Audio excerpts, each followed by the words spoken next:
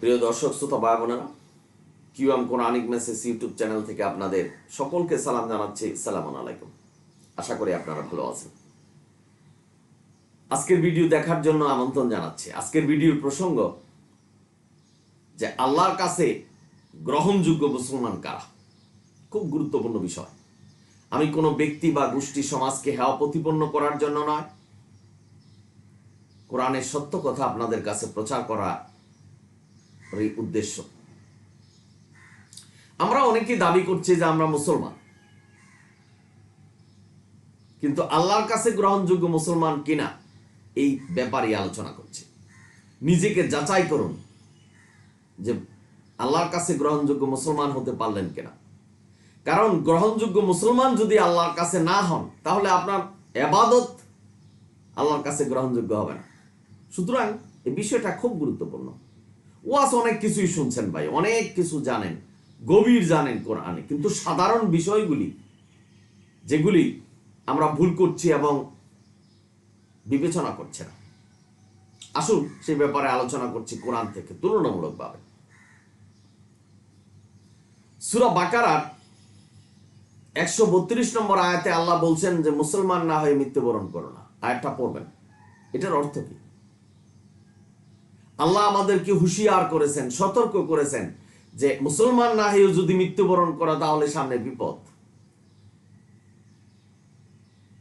এখন মুসলমান আপনি কি করে হবেন? দুনিয়াতে এমন কোন কিতাব নেই, এমন কোন মানব রচিত হাদিস নেই যেটা অনুসরণ করলে আপনি মুসলমান হতে পারবেন।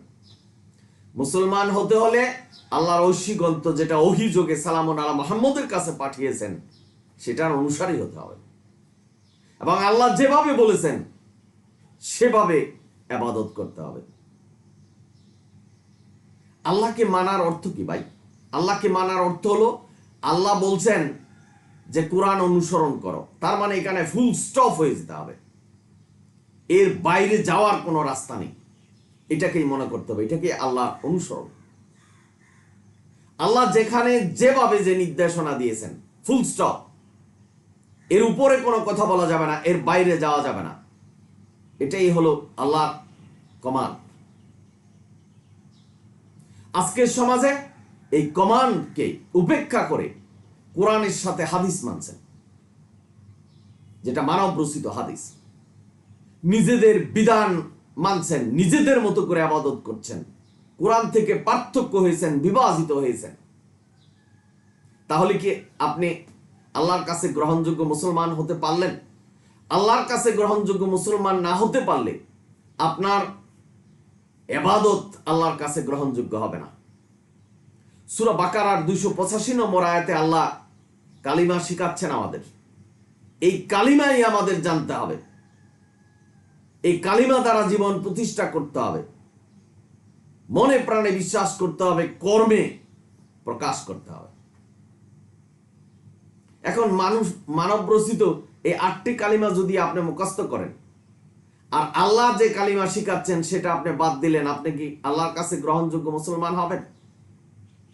নামাজ, রোজা, হজ, যাকাত যা কিছু করছেন হাদিস মতে করছেন, মানব রচিত হাদিস। কোরআনে আল্লাহ সবকিছু বর্ণনা করেছেন, সেটা যদি আপনি অনুসরণ না করেন আপনি খাঁটি মুসলমান হবেন? আল্লাহর কাছে গ্রহণযোগ্য মুসলমান কি আপনি হতে পারবেন? নামাজ আপনি হাদিসের মতে পড়ছেন, রোজা রাখছেন, দিনের বেলা ইফতার করছেন, যেখানে আল্লাহ বলছেন যে রাত্র পর্যন্ত রোজাকে ধরে রাখো, উপেক্ষা করলেন মাগরিবের নামাজের সাথে সাথে বা পূর্বে ইফতার করছেন, তার মানে হাদিস অনুসরণ করছেন। আপনি কি আল্লাহর কাছে গ্রহণযোগ্য মুসলমান হলেন? আল্লাহকে মানতে হলে আল্লাহর একমাত্র কোরআনই মানতে হবে। দুনিয়াতে এমন কোন কিতাব নেই যেটা অনুসরণ করলে আপনি মুসলমান হতে পারবেন, একমাত্র কোরআন ছাড়া। তো মানুষ আজকের সমাজে কোরআনও মানছেন, মানব রচিত হাদিসও মানতেন, সত্য মিথ্যাকে মিশ্রিত করলেন, সূরা বাকারার 42 নম্বর আয়াতের অস্বীকারী হলেন। বাবা, ইসলামে কোনো ড্রেস কোড নেই, মাথায় পাগড়ি বাঁধলেন, বড় দাড়ি রাখলেন, পাঞ্জাবি পরলেন লম্বা, আপনি কি মুসলমান হতে পারলেন না। সেই সাথে যদি আপনি কোরআন, কেবলমাত্র কোরআন অনুসরণ করেন, আপনি খাঁটি মুসলমান হবেন।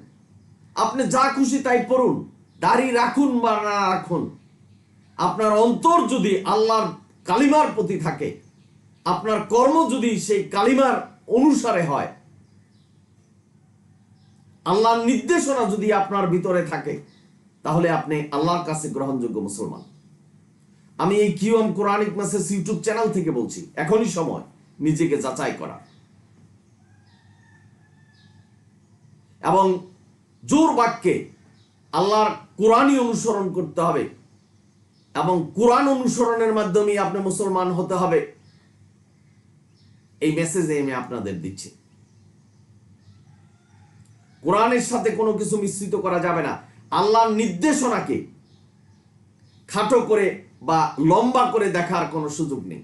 আল্লাহ দিনকে নির্ধারিত সুপ্রতিষ্ঠিত করে আমাদের কাছে পাঠিয়েছে। কোরআনে আল্লাহ বলছেন যে কোরআন আল্লাহ ব্যাখ্যা করে আমাদের কাছে পাঠিয়েছেন। আপনি ব্যাখ্যা খুঁজেন যে বুখারী শরীফ, মুসলিম শরীফে, এবং এই মুসলিম শরীফ, বুখারী শরীফ যা বলছেন সেই অনুসরণ আপনি করছেন, দাবি করছেন আপনি মুসলমান এবং আপনি জান্নাতে যাবেন। একবারও চিন্তা করেন নেই যে আল্লাহর কাছে গ্রহণযোগ্য মুসলমান আপনি কিনা। আল্লাহর কাছে গ্রহণযোগ্য মুসলমান তারাই যারা শুধু কোরআন অনুসরণ করে। আজকে অনেকেই লম্বা গলায় বলছেন যে হাদিস যদি কোরআনের মতো করে না মানা হয় তাহলে কাফের হয়ে যেতে হবে। এই শব্দটা বলার সাথে সাথে কোরআনের কে অপমান করা হচ্ছে। কারণ সূরা মায়দার 44 নম্বর আয়াতে বলছেন, কোরআন থেকে যারা বিচার করে না, কোরআন যারা মানে না, তারাই নিশ্চিত কাফের। আমি আর আপনি মুসলমান ঘরে জন্ম হলাম, আমি কি আল্লাহর কাছে গ্রহণযোগ্য মুসলমান হলাম কোরআন অনুসরণ না করলে? আজকের সমাজে অনেকেই ইমামতি করেছেন, লম্বা দাড়ি রেখেছেন, লম্বা পাঞ্জাবি পরেছেন, তারাও কোরআন থেকে ফিরে গেছেন, নাস্তিক হয়েছেন। আমি মুফতি মাসুদের কথা বলছি। এবং বর্তমানে উনি কোরআনের বিরোধিতা করছেন, নবীর বিরোধিতা করছেন, আল্লাহর বিরোধিতা করছেন। সুতরাং ভাই, মুসলমান দাড়ি টুপি আর পাগড়ির মধ্যে নয়। মুসলমান হলো কোরআন অনুসারী যারা, তারাই মুসলমান। একমাত্র কোরআনের অনুসারী যারা, তারাই মুসলমান। আল্লাহ যেখানে বলছেন কোরআনই সত্য পথ, ইন্না হাযাল কোরআনি, কোরআনই পথ দেখাবে জান্নাতের, সেখানে আমাদেরকে ফুল স্টপ হতে হবে যে কোরআনের বাইরে যাওয়া যাবে না। আর যদি আমরা ফুল স্টপ না হয়, এই আল্লাহর পাশাপাশি মানব রচিত হাদিস মানি,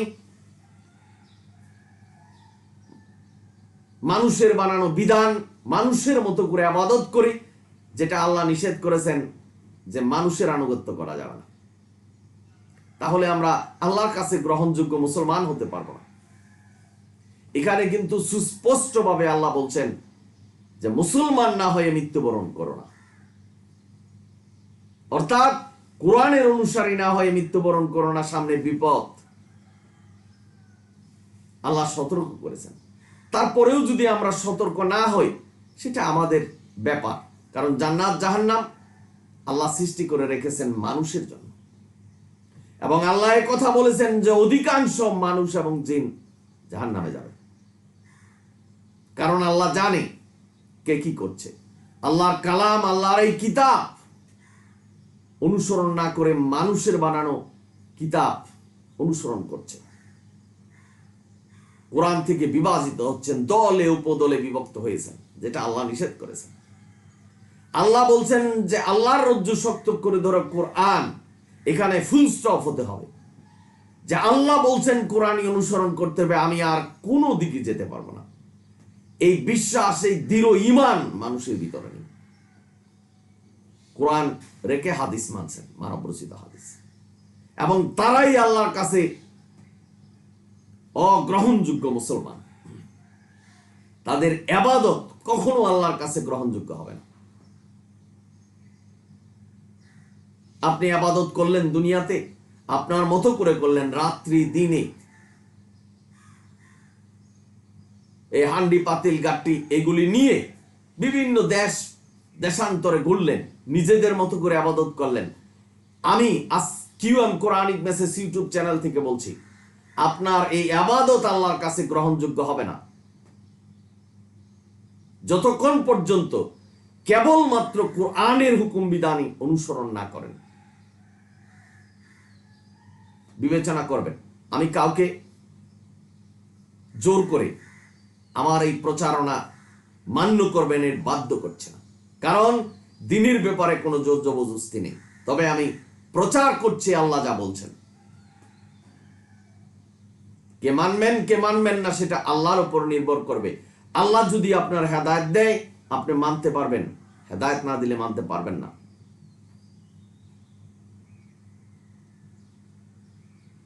কোরআনে অসংখ্য আয়াতে বলছেন যে কোরআনই মানতে হবে। এখন কোরআন থেকে যদি আমরা দূরে সরে যাই, নিজের বানানো পীর ফকির মাজার তাদের নিয়ম পদ্ধতি অনুসরণ করে, তাহলে আল্লাহর কাছে গ্রহণযোগ্য মুসলমান আমরা হতে পারবো না। ভাই বোনেরা যারা শুনছেন, নিজেকে একটু যাচাই করুন যে কোরআন দ্বারা আপনার জীবন প্রতিষ্ঠা কিনা, কোরআনের নির্দেশনার সাথে অন্য কারো নির্দেশনা মানছেন কিনা, মানুষের আনুগত্য করছেন কিনা, এই বিষয়গুলি আপনাদের বিশেষভাবে জানা দরকার, নিজেকে যাচাই করে নেওয়া। ফিরে আসুন আল্লাহর কাছে। যারা কোরআনও মানছেন এবং হাদিসও মানছেন, সত্যের সাথে মিথ্যাকে মিশ্রিত করছেন, একটু যাচাই করে নেন। আল্লাহর একত্ববাদের উপরে আঘাত করবেন না। আল্লাহ এখানে সূরা আনামের 64 নম্বর আয়াতে বলছেন, আপনার প্রতি পালনকর্তার পক্ষ থেকে যা অবতীর্ণ হয়েছে সেটার অবাধ্যতা অনেকেই করবেন এবং কাফের হবেন। আজকে সমাজেও করছেন। এই অবাধ্যতা কি? আল্লাহ যে বলছেন কোরআন পূর্ণাঙ্গ কিতাব, আল্লাহ যে নির্দেশনা দিয়েছেন তার প্রতি অকৃতজ্ঞ হলেন, কোরআনের পরিবর্তে অন্য কিছু মানলেন। আল্লাহ সূরা ইমরানের 64 নম্বর আয়াতে আল্লাহ বলছেন আল্লাহরই ইবাদত করতে হবে, তার সাথে কারো শরীক করা যাবে না। তা আল্লাহর ইবাদত মানে কি? কোরআন। এই কোরআন ছেড়ে যদি অন্য কিছু মানেন তাহলে সূরা ইমরানের 64 নম্বর আয়াতের অস্বীকারী হবেন। কারণ আল্লাহর ইবাদত হলো আল্লাহর নির্দেশনা কোরআন। আল্লাহর ইবাদত মানব রচিত হাদিস নয়। সুতরাং আসুন এই সত্যকে যেন মিথ্যার সাথে আমরা মিশ্রিত না করি। আমরা যেন আল্লাহর নির্দেশনা পেয়ে এখানে ফুল স্টপ হয়ে যাই, যে আল্লাহ যেটা বলছেন সেটাই আমাদের মানতে হবে। এখান থেকে নড়াচড়া করার আর কোনো সুযোগ নেই। নবী সেটাই নির্দেশনা দিয়ে গেছেন যেটা আল্লাহ নির্দেশনা দিয়েছেন। সালামুন আলা মুহাম্মদ পালন করেছেন এবং আমাদেরকে বলে গেছেন যে এটাই পালন করো। নবীর নামে মিথ্যা বলছেন যে নবী আল্লাহর মতো করে হুকুম বিধান দিয়ে গেছেন, সেটা বুখারী শরীফ, মুসলিম শরীফ। নবী এটা জানতেন না, তার জীবদ্দশা। সুতরাং ভাই বোনেরা, এই কোরআনই মানতে হবে। কোরআনে যা কিছু আছে, যেভাবে নির্দেশনা দিয়েছে সেইভাবে যদি আমরা পালন না করি তাহলে আল্লাহর কাছে গ্রহণযোগ্য মুসলমান হতে পারবো না। আমাদের জন্ম যেখানেই হোক, আমরা যদি কোরআনের অনুসারী হই, আমরা আল্লাহর কাছে গ্রহণযোগ্য মুসলমান হতে পারবো। এটাই কথা, এটাই একমাত্র কথা, এর বাইরে আর কোনো কথা নাই। এবং আল্লাহকে মানার, আল্লাহ নির্দেশনা দিয়েছেন যে আমি যা বলেছি সেখানে স্টপ হয়ে যাও। যা নির্দেশনা দিয়েছে এটা পালন করো, সেটা পালন করো। যা বলছি এটা পালন করবে না, যেটা খাওয়ার জন্য বলছি সেটা খাবে, যেটা আমি নিষেধ করেছি সেটা খাবে না। এর বাইরে যাওয়ার কোনো রাস্তা নেই। আজকের সমাজে চারিদিকে দেখুন যে কোরআন কয়জনে মানছেন আর কয়জন হাদিস মানছেন, এবং কতজন কোরআনও মানছেন, হাদিসও মানছেন। আল্লাহ কোরআনে সুস্পষ্টভাবে বলছেন যে কোরআনের এক অংশ মানবা আর এক অংশ মানবা না, অর্থাৎ আল্লাহ কোরআনকে ফরজ করেছেন। ভাই বোনেরা, আপনারা যারা শুনছেন আল হাদিদ সূরা 19 নম্বর আয়াতে আল্লাহ বলছেন যে আল্লাহ ও রাসূলকে যারা বিশ্বাস করে, তাদের প্রতি যারা ঈমান আনে, আল্লাহর প্রতি, আল্লাহ যে রাসূল পাঠিয়েছেন তার প্রতি, তারাই শহীদ এবং সিদ্দিক। আমার মনের ভিতরে এই শয়তানের সাথে যে যুদ্ধ, এটা ধর্মযুদ্ধের চেয়ে কম নয়। মানুষ আজকে কোরআন ছেড়ে হাদিসে চলে যাচ্ছেন, কোরআন এবং হাদিস একসাথে করে মানছেন, এটা শয়তানের কাজ। কারণ আল্লাহ বলছেন সত্যকে মিথ্যার সাথে মিশ্রিত করো না। শয়তান কোরআনের ওই আয়াত আপনারে দিয়ে অস্বীকারী বানাবেন, এটাই শয়তানের কাজ। বাবানোরা, শয়তানকে জেরে ফেলে দিয়ে তওবা করে আল্লাহর কোরআনের প্রতি ফিরে আসতে হবে, তাহলেই আপনি আল্লাহর কাছে গ্রহণযোগ্য মুসলমান হতে পারবেন। সেটাই আল্লাহ বলছেন যে মুসলমান না হয়ে মৃত্যুবরণ করেন, অর্থাৎ কোরআনের অনুসারী না হয়ে, আল্লাহর হুকুম বিধানের অনুসারী না হয়ে, কেবলমাত্র আল্লাহর হুকুমের অনুসারী না হয়ে মৃত্যুবরণ করো না। তাহলে সামনে তোমাদের বিপদ। এই দুনিয়াতে কে কি করছেন সব কিছু আল্লাহ দেখছেন। আশা করি বুঝতে পেরেছেন। আপনারা সকলেই ভালো থাকুন, সুন্দর থাকুন। যদি ভিডিও ভালো লাগে সাবস্ক্রাইব এবং শেয়ার করুন। আলহামদুলিল্লাহ রাব্বিল আলামিন। সালামুন আলাইকুম।